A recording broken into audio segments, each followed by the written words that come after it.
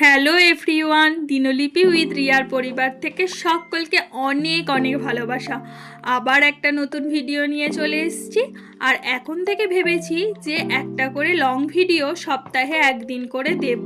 তাই আজকের ভিডিওটা একটা লং ভিডিওই হতে চলেছে।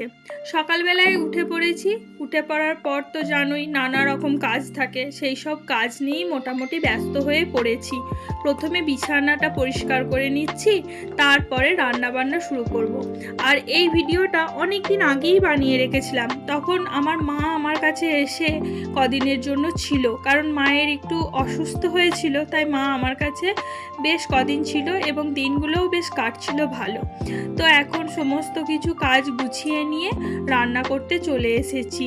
তো ভাতটা আগে বসিয়ে দিয়েছি, তারপর এদিকে সবজিটা না আমি আগের দিন রাত্রেই কেটে রেখেছিলাম।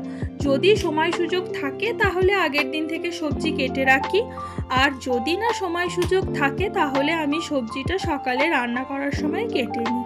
তো আজকে সেরকমই সবজি কেটে রেখেছিলাম। আর এখানে কি করব বলো তো, সজনে ফুলের ঝাল দেয়া। সবাই খেয়েছো নিশ্চয়, আবার অনেকে কেউ কেউ খাওনি।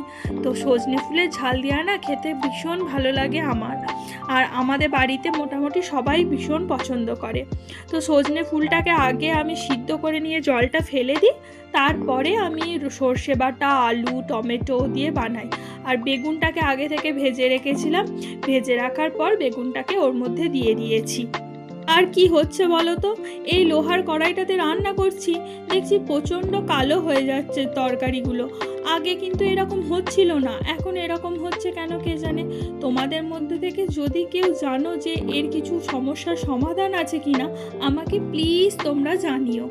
আর এদিকে আমার ফুল বেগুনের ঝাল হয়েই গেল, তার সাথে এখন বসিয়ে দিয়েছি এঁচোড়ের তরকারি। আর ওদিকে শাক ভেজেছি। সেই দিন আমার বোন এসেছিল, ও চেয়েছিল আমার কাছ থেকে একটু শাক খাওয়ার জন্য। তো কলমি শাক বাজার থেকে নিয়ে এসেছিলাম, সেই কলমি শাকটাই ভেজেছি।